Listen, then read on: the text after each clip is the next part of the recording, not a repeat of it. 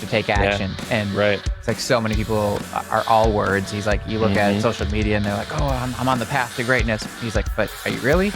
You know, are you saying that you're doing something and they're not doing it? Or, you know, I really like the red t-shirt, by the way. Yeah, it's a little smaller than I remember, but I think, Shows off his triceps. I think his pecs are just a little bit bigger than he. Yeah, that's what it is. exactly what it is. Nice. All right, so am I doing a reading and we're going to just wing it and see what we get? Yeah, I'll do a quick intro, and then No, it was I'll scripted and planned. prologue and post-prologue, and then pre-chapter 1, and then post-word. All right. So 7, 8, 9. All right, well, In 3, 2. welcome to episode 9 of the Reclaiming Man podcast. I am your host, Scott Sylvie, and with me today and always, we have Preston, the Southern Canuck Radomski, I didn't talk over you today. Hey, how's it going, buddy? rocking his redneck rodeo Nashville hat and his Reclaiming Man t-shirt.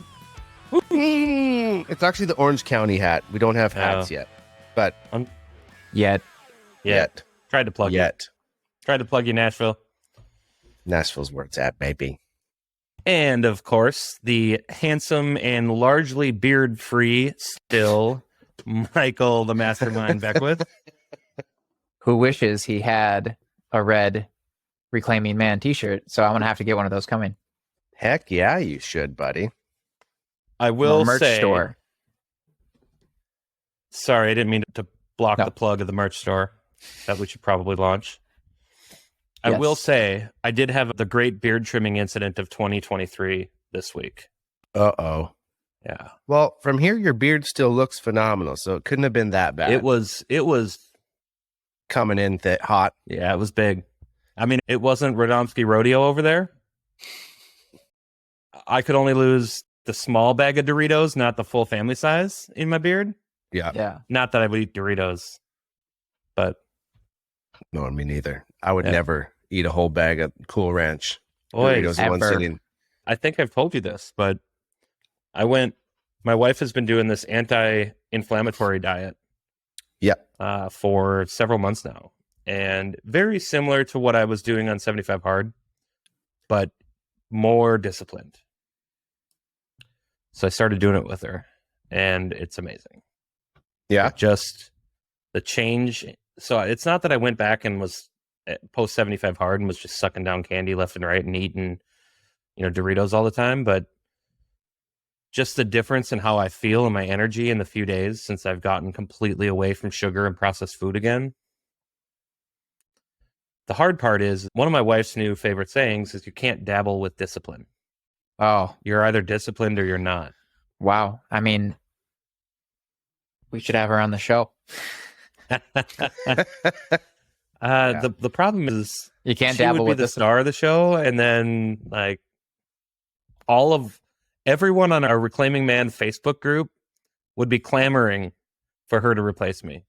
So Well, if she has more sayings, more bits of phraseology like that, it's pretty it's good. not a word. That is Can't really dabble good. in discipline. You know where she got that? Her head. Listening to the Rob Dyrdek podcast. Oh, okay. Rob Dyrdek is Oh, the one with Ed? also. No, so she's been going through and listening to all his Oh. old episodes. Because he's I didn't only know got he like had a- 25 or 30, I think, at this point. And Oh, okay.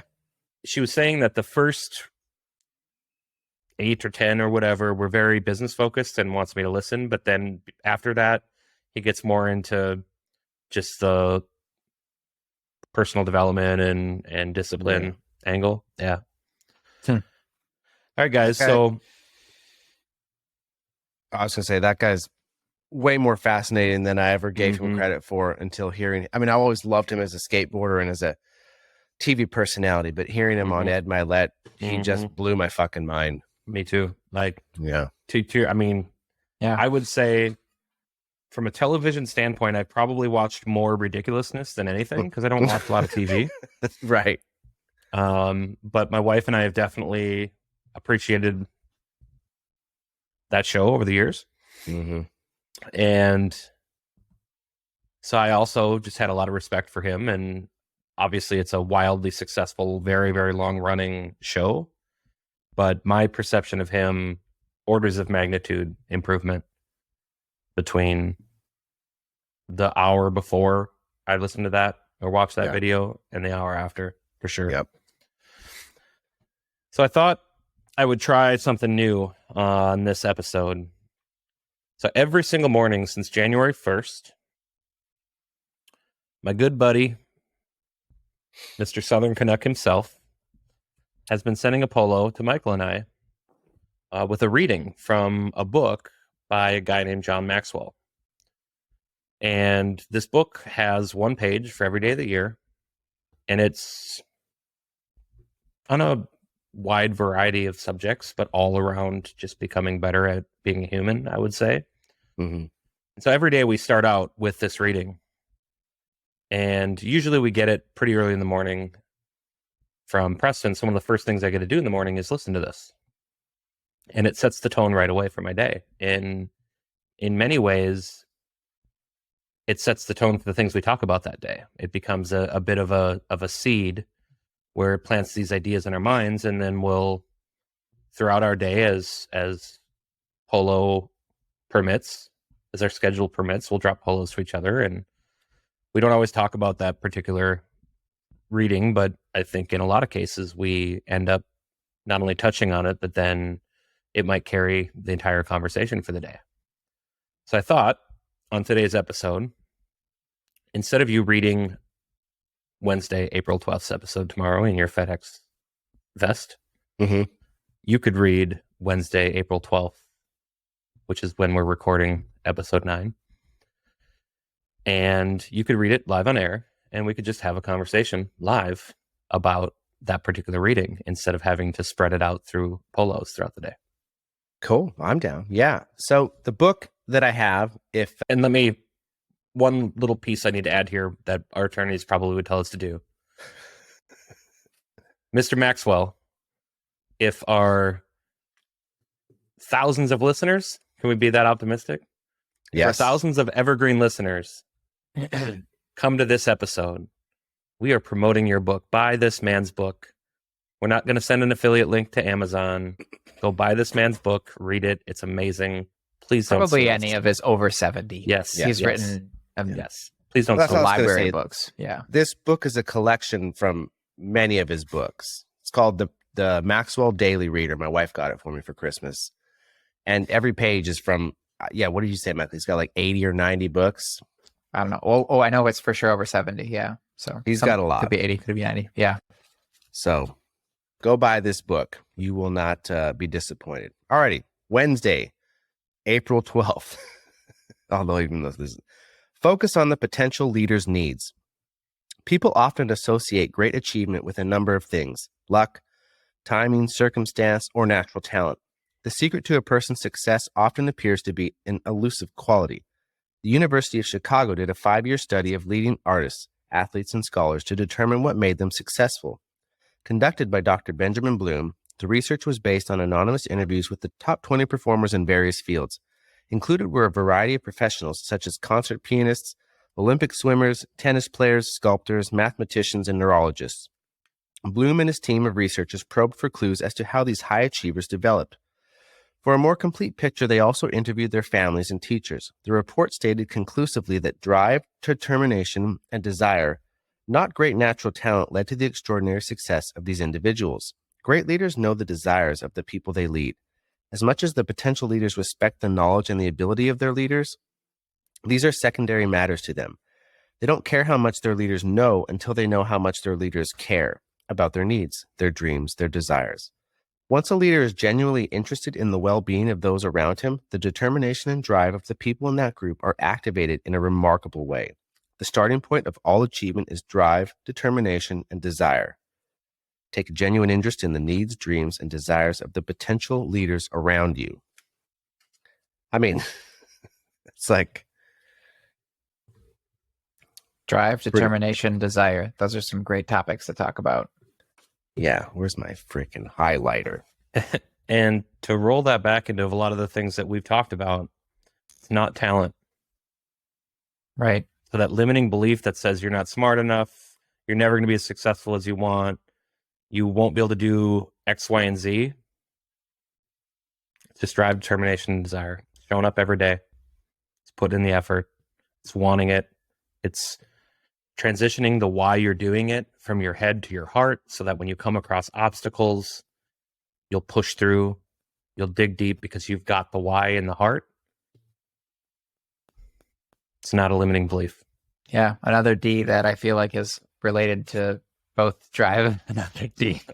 Discipline. Not just I just love the facial expression there.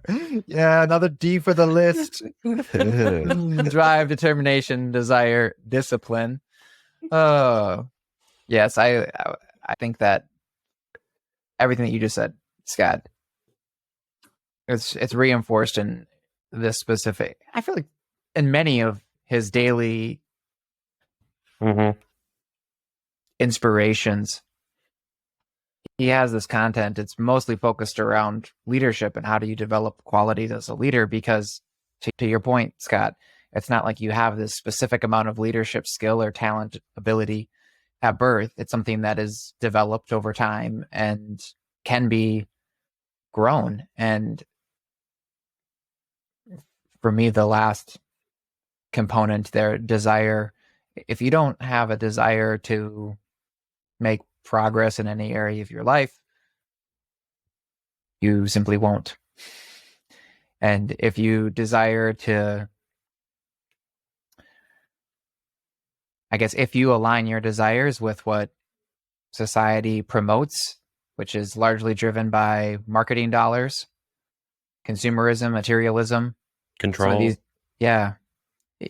We have all heard story after story from people who have everything, so to speak, but not happiness, or have achieved some level of success that's far beyond what they would have anticipated, but they're still, feeling like they're missing something. I think our podcast is a great example of what that reading was just about. Who are we to start a podcast when there's a Joe Rogan out there, there's an Adam Carolla, there's an Ed Milet, there's a Andrew Huberman. These guys are like murderer's row of podcasters that are out there and have been out there for years. So why should us three start a podcast? And my answer is, why shouldn't we? We love each other. We love hanging out with each other. We have a different path to walk than all of those men that we just mentioned, that we're hoping to inspire each other and inspire you, the listener. And the only way we can do that is by drive, determination, and discipline. I mean, we didn't even know how to put a podcast on the internet 8 weeks ago or 9 weeks ago. We were part of a group learning how to do that, getting tips, like, what do we base our podcast around? And then comes the point where you have to hit record and do that first episode. And, God, that was terrible. No, it wasn't. It was. Well, not up to the fourth take,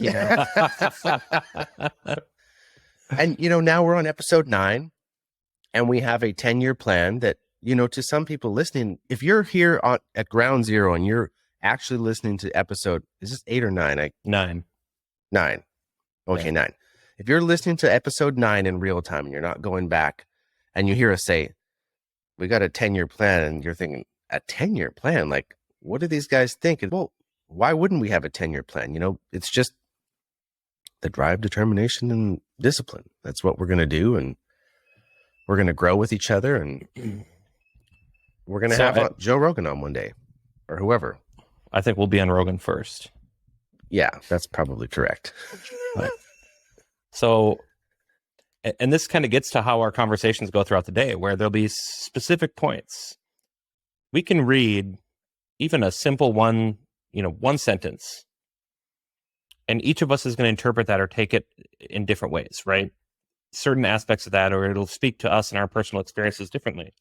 So this is what we do every day. So these readings, they speak to us each in different ways, and we share that with one another. And part of what's interesting about that is it allows us to see these different perspectives and potentially to absorb those perspectives and make some of them our own, And so for me, part of what stuck out was the idea of genuine interest. And we talked about this in our last episode, Finding Your Tribe. When you know who you are and you believe in yourself and who you are, first of all, you're much more likely just to be interesting. When you have this gravity about yourself because you're investing in yourself and you're becoming a better version of yourself, people are going to be just drawn to that naturally. But genuine interest, when you know who you are and you know what interests you, you know what are the attributes that I want to have in fellow members of my tribe, and you meet people that have those attributes, you are going to be genuinely interested in them.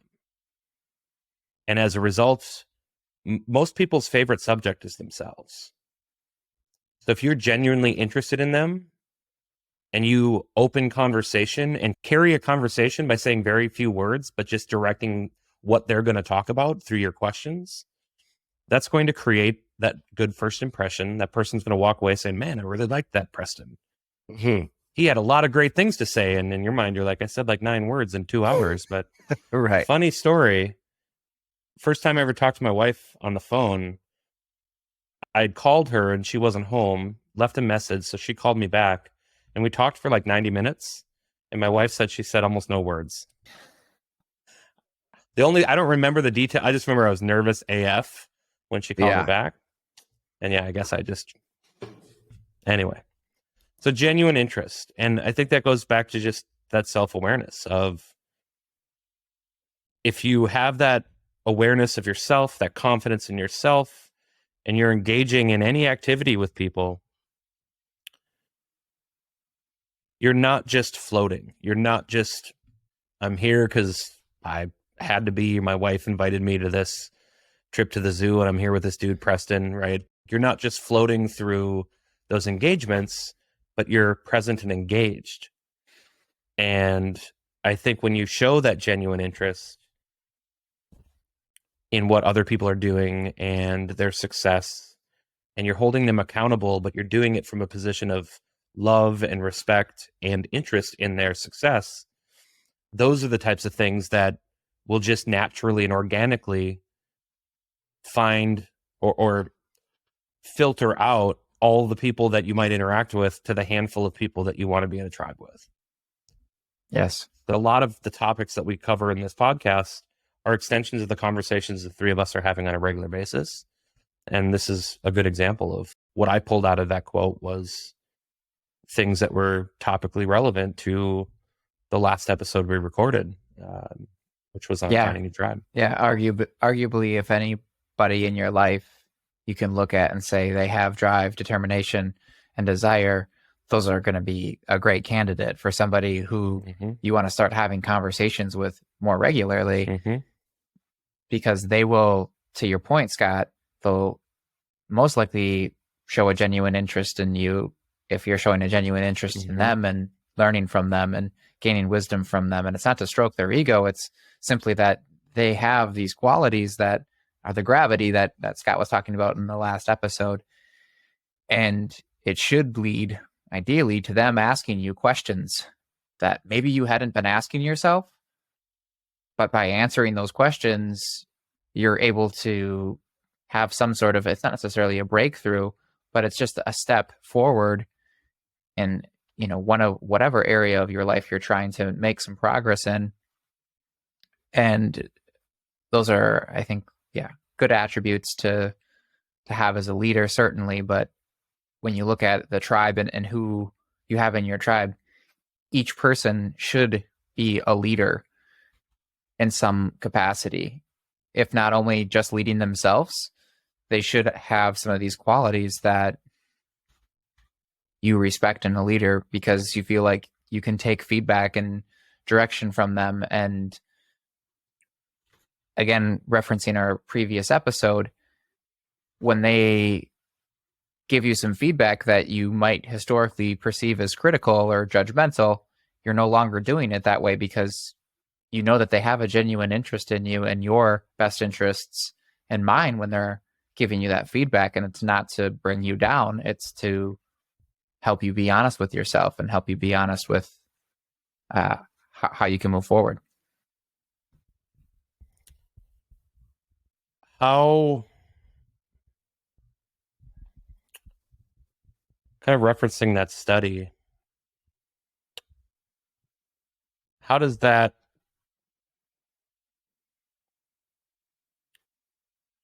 change the way we, or people might view the relationship between hard work and success?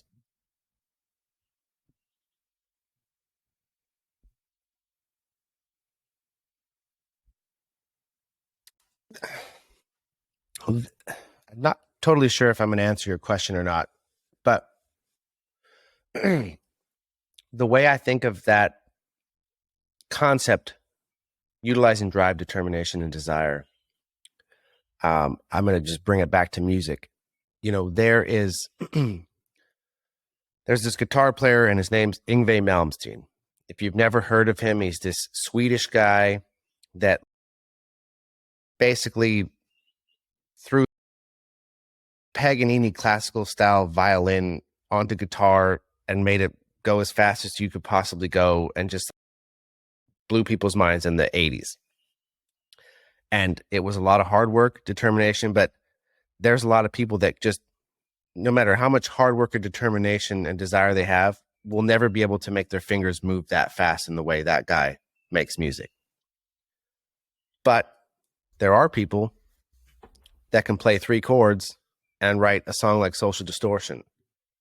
And both of those musicians, while they have different calibers of, maybe you would call it, I don't know if it's musicianship or technicality, through hard work and determination, they both end up at a place where they are creating something.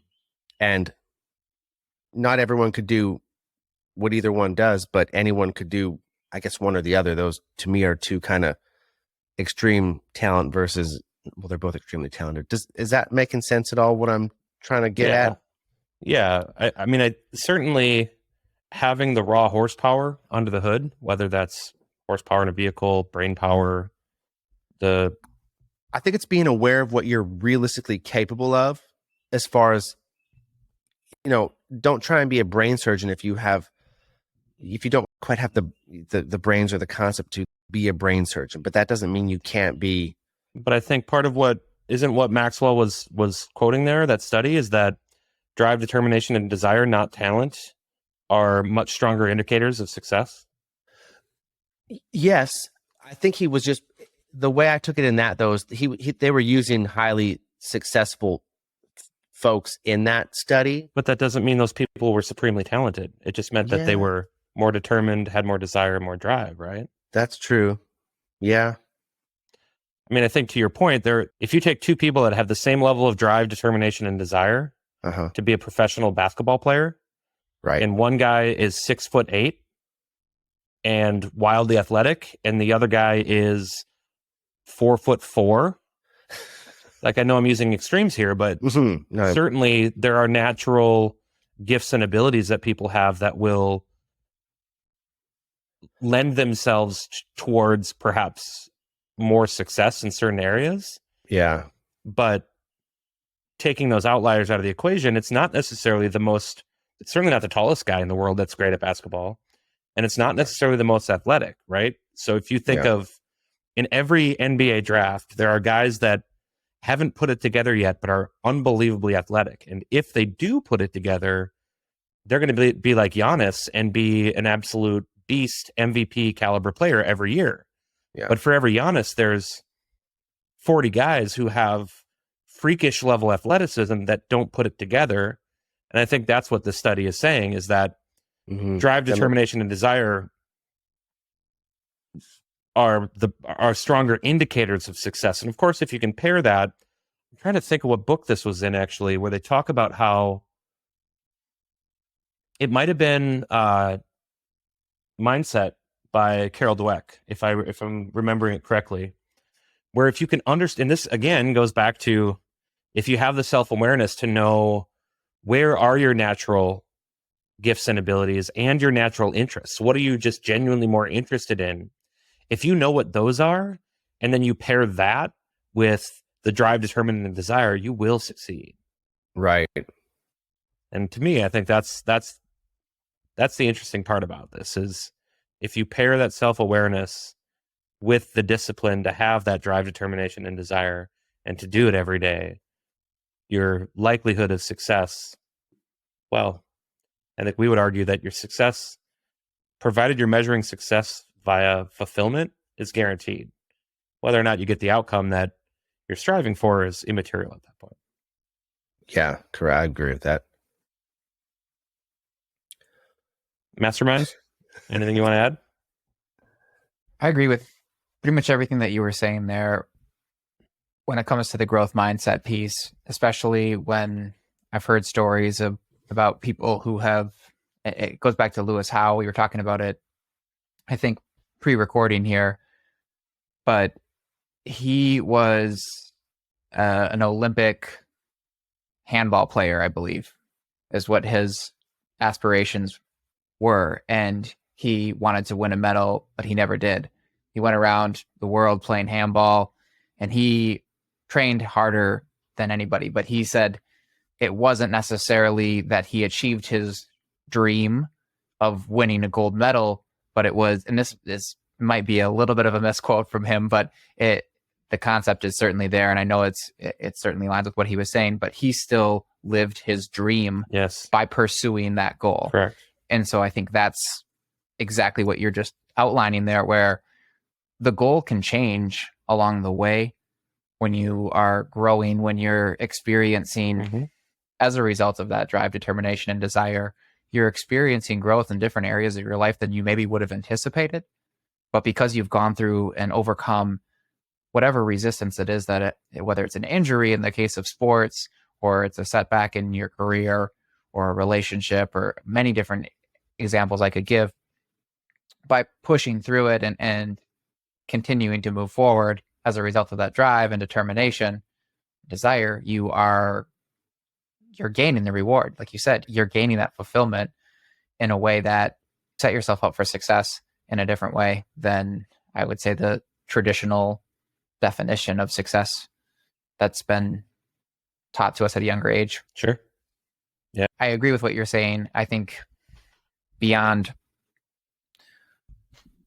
determination and discipline are really closely related. Discipline is something maybe that I'm not sure if it's a precursor to determination, or if it's just closely related, or if they could almost be used interchangeably. In most cases, I think they could be used interchangeably, because discipline is just doing something really consistently. Determination is also this. So I just looked it up. Yeah. The second result was the 5 Ds of success. I won't go to that one. I already had too much fun with 4. The difference between discipline and determination is that discipline is a controlled behavior or self-control, while determination is the state of being determined. Right. So it's a mindset versus the actual action.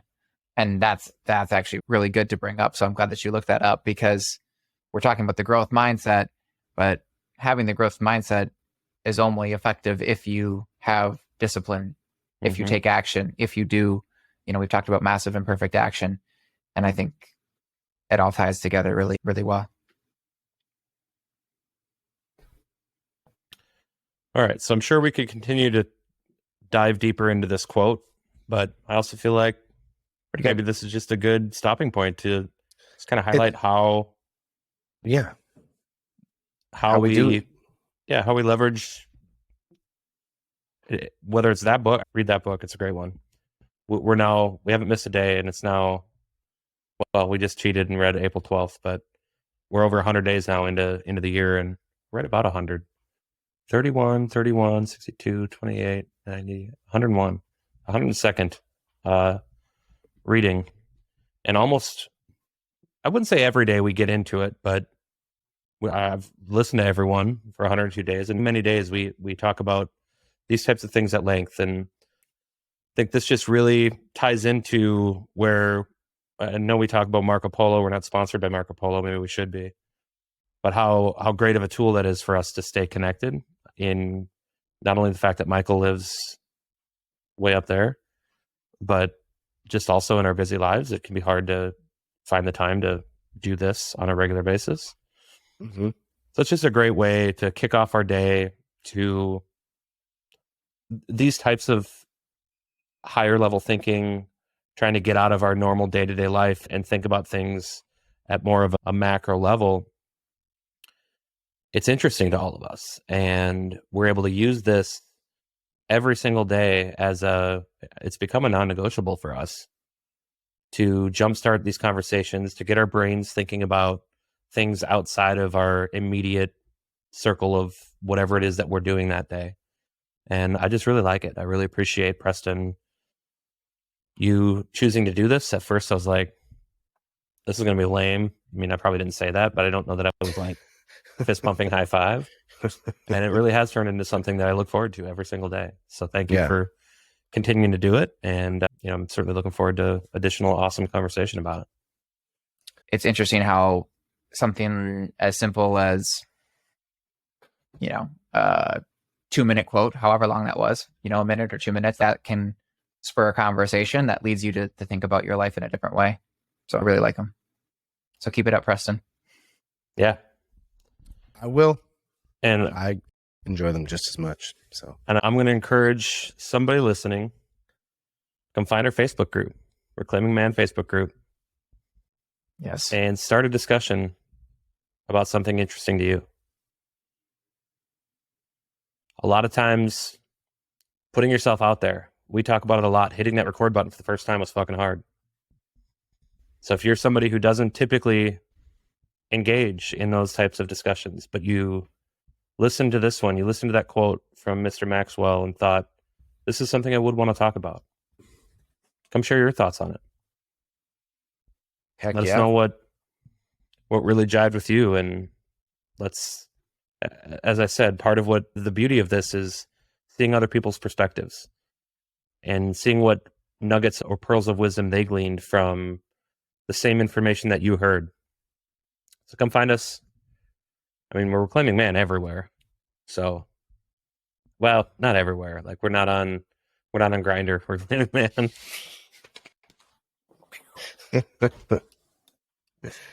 Who knows? circle. Maybe there is a Reclaiming Man on Grindr. No. No, there's not. Well, And there will. if Someone there will ever make is, it now. is not affiliated with us Yeah. in any way. No affiliation. No affiliation whatsoever. All right, gentlemen, I think we can put a bow on episode 9. We are 4 episodes away from that elusive 13th episode, which is where 90% of podcasts don't make it to. So we are 4 weeks away from a 90th percentile, top 10% in the history of the world podcast. Like, Oh yeah. found it. Nice. All right, boys. I believe that's a wrap for episode 9, and we will see you next week, where we are going to talk about reclaiming man in modern society. That's right. You All right. too. Have a good one, Have a boys. great night.